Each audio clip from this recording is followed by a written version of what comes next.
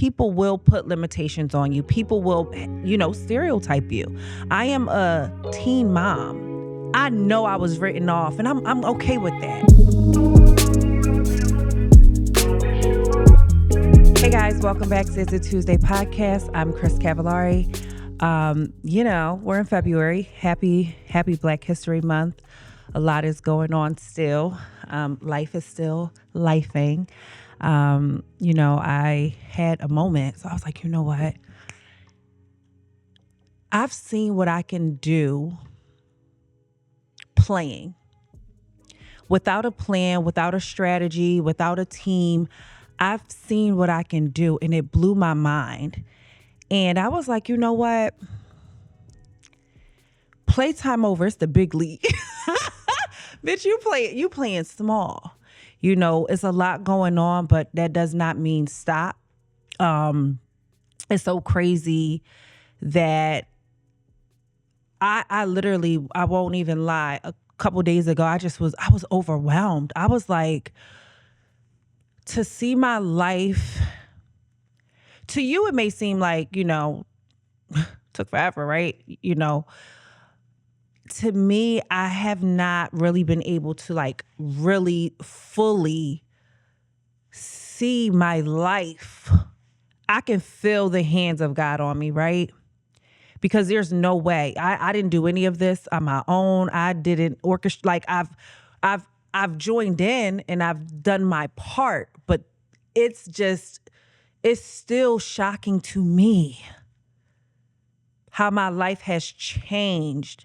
And I have not been able to really keep up. I've been so distracted by this and this and this. And although I've been moving, I haven't stopped. It's almost like when they say you've been running so long, you don't even notice, you passed. That's why, you passed so many things. You've passed so many limitations that people have placed on you. You've passed so many limitations that you're placed on yourself. Because we're not even really for real. I said that about the people because people will put limitations on you. People will, stereotype you. I am a teen mom. I had my first child in 10th grade. I got pregnant the summer after 9th grade. So before I went into 10th grade pregnant. I went to an adolescence school for pregnant girls. I missed all 10th grade year in a real high school. I went back to school in 11th grade, and I'm the teenage mom.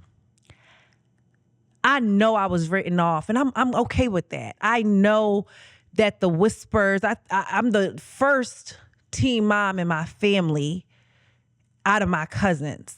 And there's a lot of us. Come on, God, go ahead and do what you're going to do, because I can't stop you at this point. I sat down and I was like, I'm going to talk about this. And I still am going to talk about this because this is all tied in.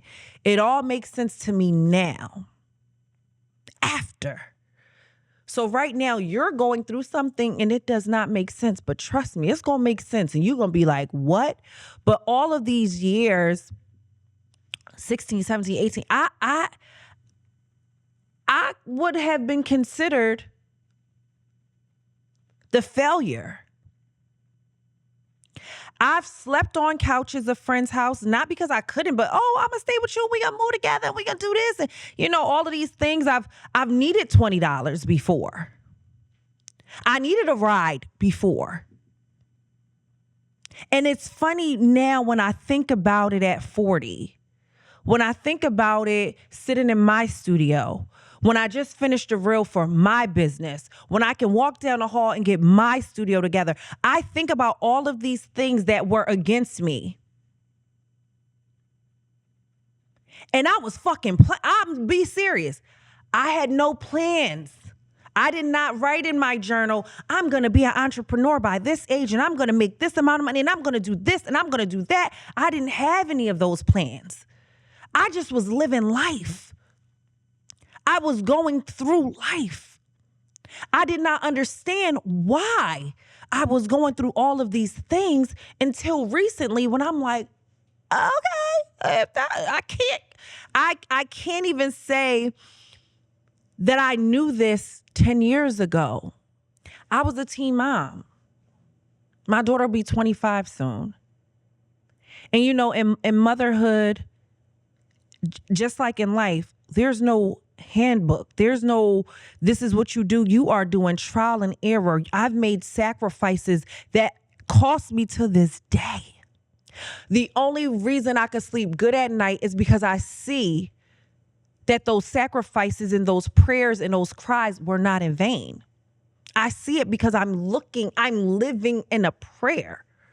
I'm looking around like, oh shit, I may not have said I'm going to do X, Y, and Z, but I said, God, if you get me out of this, if you get me out of all of the mess that I put myself in, because we have free will, if you get me out of this, I promise my body, my gut, everything, all the signs were there. I was not listening.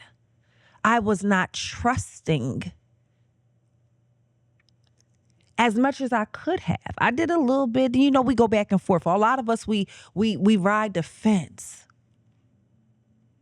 We ride the fence with people. We ride the fence with ourselves, our dreams, our goals. We ride the fence too fucking much, okay? Excuse me, I'm a cuss a little bit.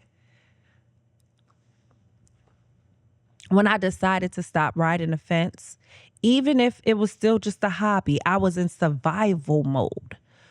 I said, oh no, wait a minute. I'm a teen mom and then I have a second child.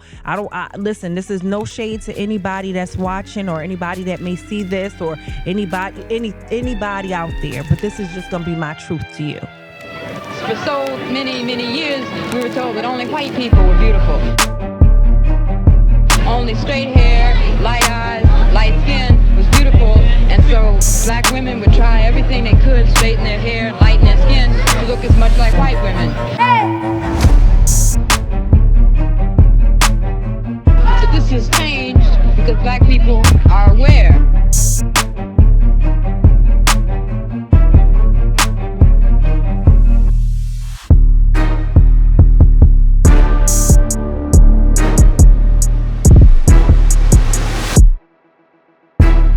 We got a lot to do. We got a lot to prepare for. And as I came in the studio today, I'm like, okay, I got a meeting at this time. I got to do this. I'm mapping out my days. I'm having structure, and I've never had structure. I would call myself can I say this? I would call myself a gypsy. I would just be like, go with the flow, like whatever, yeah. And I'm like, nah, playtime over. It's the big league.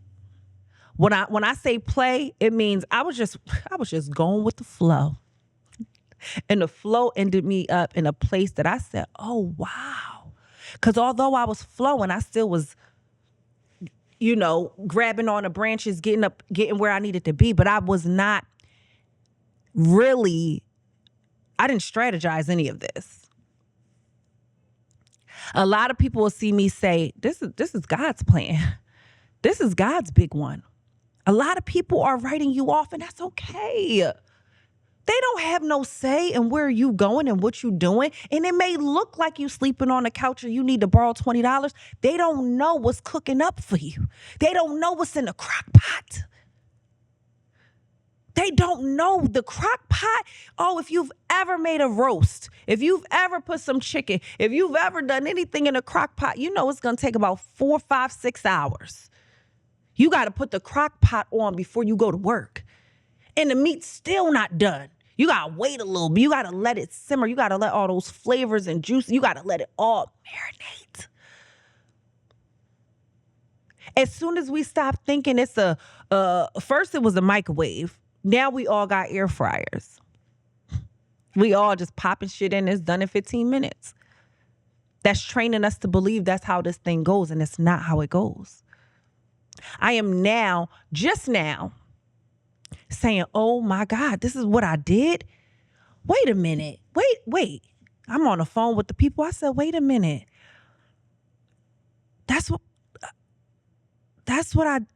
How did I do this?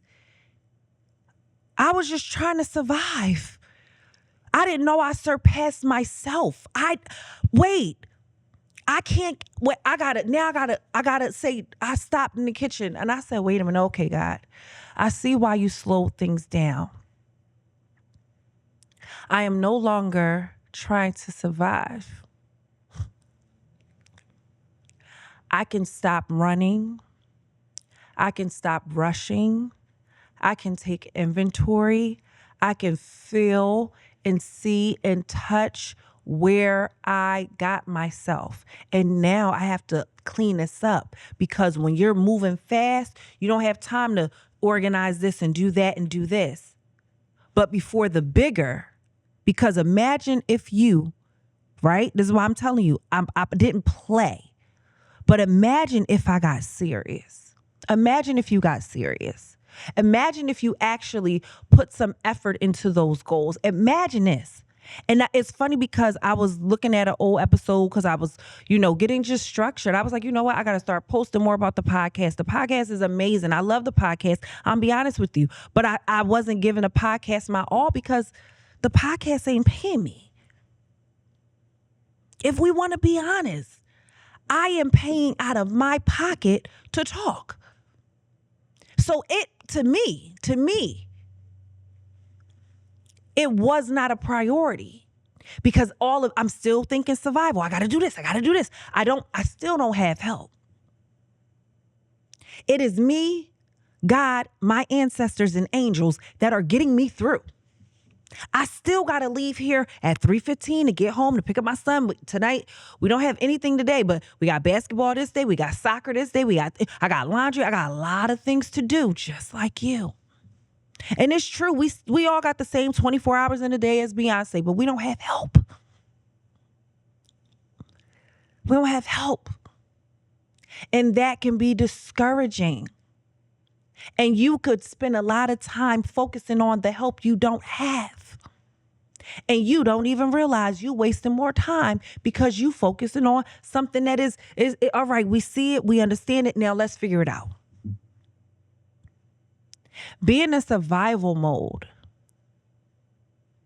and transferring it to thrive mode, you're going to have to cut survival off because you're not there anymore. You can't operate like this anymore. You can't rush and do things without a plan anymore because it will just be crazy. And I found myself this week, I was looking through the podcast, like I was saying, and I was reposting like clips. And I'm like, you know what, let me get back active in this free app that has taken me here. Now, it was God's plan, and the people and the places and the things, they were just vehicles to get me to where he was taking me, right? And I'm grateful. I'm grateful. I had to release a resentment for the way people betrayed me and hurt me. I had to, because guess what? I left there with something. I'm leaving here with something. I left with a whole bunch of knowledge. I studied a lot of people without pen and paper. I just said, wow, okay, they working. I gotta work. I can't see. A lot of us don't understand. You listen to rap music, listen to different things, and you're like, you get conditioned. So you don't have to study someone by, being a monitoring spirit. You around greatness, you should be studying. You should be listening more than you talk. And I talk a lot on this motherfucking thing, but trust me, when I'm with people and I'm sitting out, I'll just be listening because I need to hear. I need to receive. Right now, I'm still in receiving mode because guess what? I've shared a lot. Now I need to hear. I need to be able to replenish. I need to see what it is. And even if someone doesn't want to pour into my cup, if there's nothing that's dripping over and I can't just pick up and scoop up some knowledge, ain't no need for me to have a conversation. I'm done with the small talk. I'm done with the karmic connections and the trauma bonding and the, hey, let's link up because we have a dislike for one thing. I don't do that. I'm still getting blessings off of my good heart. I'm still getting taken care of. You ever had something due or fuck it, let's say a bill. You ever had a bill due and you're like, damn, like, oh my gosh, like I gotta do this, I gotta do that. And then just randomly, like a switch, the shit be right there. It's like, here. You don't have to go in a panic. Like, because the last time God took care of you. Because the last time. And the thing is, you be like, I don't know how that happened. I'm going to tell you how it happened. Keep your hands clean. Keep your heart clean. Do right, even when no one's looking. Because a lot of y'all, if no one was looking, you would do wrong. I've done it, so I know you did it too. When you keep your hands clean, some of you will understand this. You don't even know how you being blessed. Your obedience. Your obedience to that promise.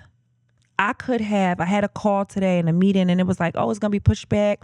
I needed 30 more minutes. And I was like, dang, I don't have that much time because I got to do this. And I did the style video and what I wore to work. And, I stopped this morning. I was a little bit late this morning because our dog is not doing well. I want to send my love to my sister. Our family dog is not doing well. So I stopped at the vet. Then I got here at 10 instead of 8:30. And I still said, no, I got things to do. And when you keep your promise to yourself, you will see how it works out in the end.